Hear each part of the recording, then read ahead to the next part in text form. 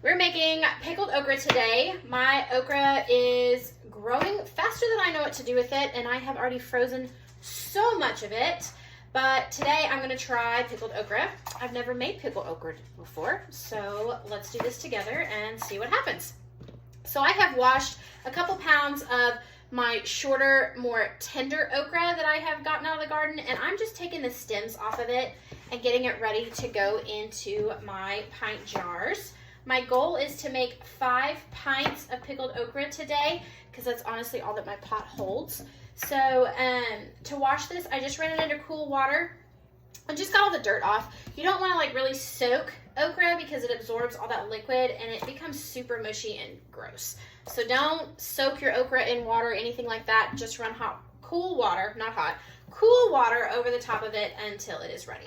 So we are just taking the top stems off. Like I said, my goal is 5 pints today. And I have the pint jars warming up over here on the stove to get sterile. I am going to water bath this at the end. So you will see this recipe is going to be very close to the refrigerator pickles that I made a while back. But this time I am water bathing it just to preserve the life of these, and that way I can keep them on the shelf and not in my fridge, and we don't have to eat them as quickly. So stick along with me while I finish taking the tops off of these and getting them ready to go into our sterile jars. While I'm waiting on my jars to come up to a boil and finish sterilizing, I'm going to get everything else ready that I need to go into my jars. So you need 5 cloves of garlic. And you don't have to chop them up. You don't have to do anything like that. You can just peel them off. And then I like to cut the root off just because it weirds me out. You don't have to. So we have our garlic all ready to go into our jars as well. I also have 3 cups of water and 3 cups of vinegar coming up to a boil on the stove. All right, my jars have come to a boil, so they are sterile and we're good to start stuffing them and getting everything put in them. So I am going to pull them out of my water bath, and I'm actually going to pour the excess water, or the water that's inside the jars, out, just because it will cause it to be too full when I put them back into my water bath. Once you have your jars out, I'm going to use a dish towel to hold my jar, just because, like I said, they are hot. So then we are just going to fill our jars with okra. So I'm going to put them up. I'm going to put them in sticking up and down. And you are going to put them in different directions after you put them in here, just because you want it to be tight. You don't want them floating around or moving around. And obviously you want to get as many in a jar as you can. So let's get these stuffed in there. You don't want it to come up past this little lip though, because then that will start to mess with your seal that you get when you are water bathing them. So, and you don't want to overstuff the jar, but you want it tight enough that they don't move around too much. All right, so you want it to where they don't move, they don't go anywhere, but it's nice and full. Okay, I'm gonna set this one aside, and then we're gonna fill this one. And I'm gonna do this only 2 jars at a time because I want those jars to stay warm. So that way, again, it all goes back to that seal. You want everything to be close to the same temperature, if not the same temperature, to gain that seal in the water bath, to keep the bacteria down and all that good stuff. So,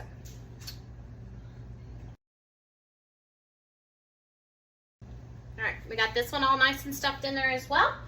And then we are going to add in 1 clove of garlic in the top of each of these. And again, you guys will notice that this recipe is very close to my 24-hour refrigerator pickles that I used. We are just water bathing this time. And then I need 1 teaspoon of canning salt in both, 1 each. And then we are doing 3/4 of a teaspoon of, I'm using all-purpose dill mix. Whew.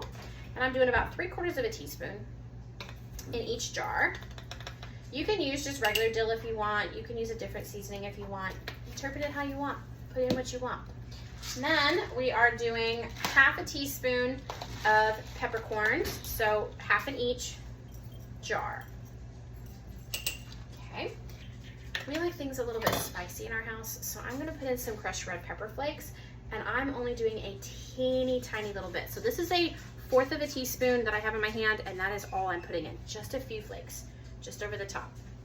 Remember, a little bit's gonna go a long ways because these are gonna sit for a little while, and it's just gonna build and build and build on those flavors. So you don't wanna put in too much of spicy when you do that. You could add in a jalapeno if you want. You could do some onion in here if you wanted. Take your pick, do what you want. So then we're gonna take these jars over, and I have that 3 cups of water and 3 cups of vinegar. Make sure it's the 5% acidity, otherwise you won't have enough acidity in there and it won't pickle them correctly or fight off the bacteria like you need it to. So we're gonna take a ladle and we're gonna fill our jars up. Do not hold these jars while you are doing it. It will burn you. Don't ask me how I figured that out. You want to leave about 3/4 to 1/2 inch of head on here. Again, probably kind of go to your edge, your lip. Okay. You definitely want all of your okra covered though. Okay, and then, where's the towel? I'll move this over so y'all can see what I'm doing here. My kitchen's not really meant for what I try to do in it. It's kind of on the small side, so sometimes I have to fight my kitchen. All right, so then once we have these over here, we're gonna take our plastic spatula and we're just gonna run it around the edge of these to release the air. We're also gonna push some of this okra that's trying to escape back down in here. There is room for the water to get absorbed, or our water vinegar mixture get absorbed into our okra, so you just wanna make sure that you are letting all that air escape. See all those bubbles? And we're just going to do this. And it's gonna soak up some of that liquid, so you probably are gonna have to add a little bit more liquid in here. And you do wanna press that down in there. This one's not as tight as I want, so I'm gonna add another piece of okra. There we go. Press you back down in there, get back in there. Like I said, you want everything covered. And you want it tight enough that nothing is really moving too much. There we go. We got it. Okay, I'm gonna add just a teeny little bit more vinegar and water.